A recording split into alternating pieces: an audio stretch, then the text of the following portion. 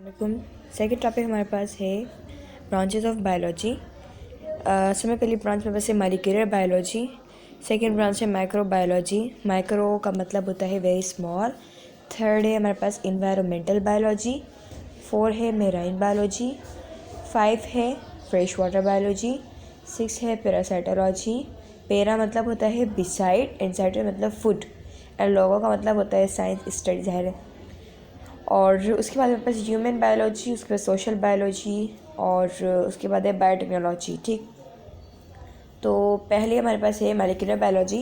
It is a recent branch of a biological science that deals with the structures and functions of molecules which form structures of the cell and its organelles। ठीक है, ये branch जो होती है biological science, ऐसी branch है ये हमारी बायोलॉजी की जिसके अंदर हम जो है स्ट्रक्चर्स और फंक्शंस पढ़ते हैं, किसी चीज़ के बारे में मॉलिक्यूल्स का स्ट्रक्चर और फंक्शंस पढ़ते हैं। ठीक है, which form of the cells and the organelles that take part in the biological process of a living organisms, nucleic acids, protein, molecules. ठीक है, मॉलिक्यूलर बायोलॉजी के अंदर हम जो है मॉलिक्यूल्स के फंक्शंस, उनके स्ट्रक्चर्स और वो कहाँ कहाँ पर बायोलॉजी हमारे लिविंग ऑर्गेनिजम्स में मौजूद होते हैं, कहाँ कहाँ वो हिस्सा ले रहे होते हैं, वो हम सब मॉलिक्यूलर बायोलॉजी के अंदर पढ़ते हैं। ठीक है, अब हमारे पास इसकी एग्जांपल्स कौन सी है, न्यूक्लिक एसिड है और प्रोटीन मॉलिक्यूल है। ठीक है, ये दो ऐसे मॉलिक्यूल हैं वो भी हमारे पास लिविंग ऑर्गेनिजम्स के अंदर जो है वो इंक्लूडेड होते हैं। ठीक है, सेकेंड नंबर माइक्रोबायोलॉजी। माइक्रो का मतलब होता है वेरी स्मॉल। ठीक है, सब में छोटा। It deals with the study of micro organisms, छोटे जानदार, छोटे ऐसे जानदार, छोटे से खुलिए। मिसाल के तौर पर जैसे virus, bacteria, protozoa and pathogenic fungi. ये सब जो है हमारे पास माइक्रो ऑर्गेनिजम्स है जिनको हम अपनी आम आँख से नहीं देख सकते। इसको जो है माइक्रोस्कोप के ज़रिए देखा जाता है, which can only be seen under microscope. ठीक है, अब उसके बाद हमारे पास environmental biology deals the study of environment and its affect on organisms. ठीक है, इन्वायरमेंटल बायोलॉजी के अंदर जो हम इन्वायरमेंट्स, माहौल के बारे में इनके अंदर मुताला करते हैं कि उसके और उसके जो असरात होते हैं हमारे ऑर्गेनिजम्स के ऊपर जो है क्या असर हो रहा होता है इन्वायरमेंट्स का, ये सब इन्वायरमेंटल बायोलॉजी के अंदर पढ़ते हैं। और इसको जो है इकोलॉजी भी कहा जाता था, इकोलॉजी। ठीक, अब उसके बाद marine biology deals the study of organisms inhabiting the sea and occasions.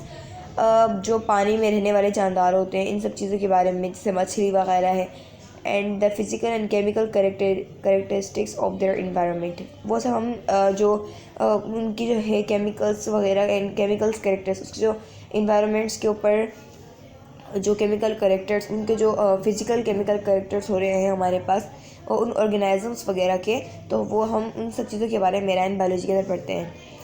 अब हमारे पास है fresh water biology. It deals with the life dwelling in the fresh water bodies, their physical and chemical characteristics affecting it. ठीक, अब हमारे पास है parasitology. Para मतलब beside, cyto means food. ठीक, it deals with the study of a parasitic organism, their life cycles, mode of transmissions and interactions with their host. हम जो है इनके अंदर पैरासाइटिक ऑर्गेनिजम्स के बारे में स्टडी करते हैं, उनके लाइफ साइकिल्स वगैरह के और जो ट्रांसमिशंस का जो मोड वगैरह होता है, उनके जो आपस में इंटरेक्शन होता है होस्ट के साथ, ठीक है, जहाँ से अपनी ग़िज़ा से कर रहे होते हैं, वो सब चीज़ें हम जो है वो पैरासाइटोलॉजी के अंदर पढ़ते हैं। अब हमारे पास है human biology and this branch of biology deals with all biological aspects of man regarding evolutions, anatomy and physiology, health, inheritance, etc. Human biology के अंदर जो है हम किसके बारे में पढ़ते हैं, ह्यूमंस के बारे में पढ़ते हैं कि कौन कौन सी चीज़ें जो हैं उनके ऊपर रिकॉर्डिंग होती है किसी चीज़ की। मिसाल के तौर पर है हमारे पास है हेल्थ है, इनहेरिटेंस वगैरह है, ये सब चीज़ें हमारे पास जो होती हैं ह्यूमंस में, और वो सब हम जो है वो ह्यूमन बायोलॉजी के अंदर पढ़ते हैं।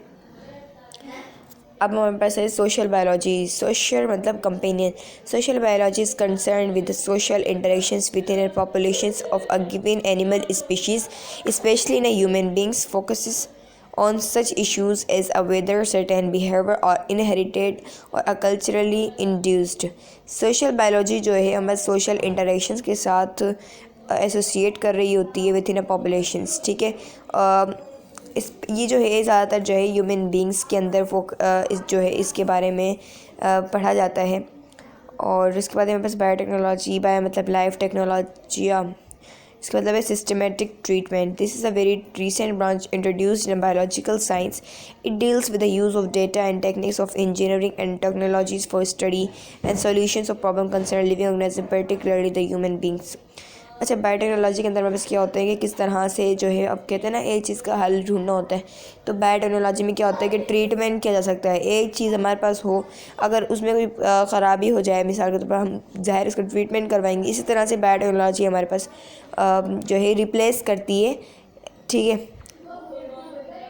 और अब हम इसके बाद नेक्स्ट वीडियो में अगला टॉपिक डिस्कस करेंगे।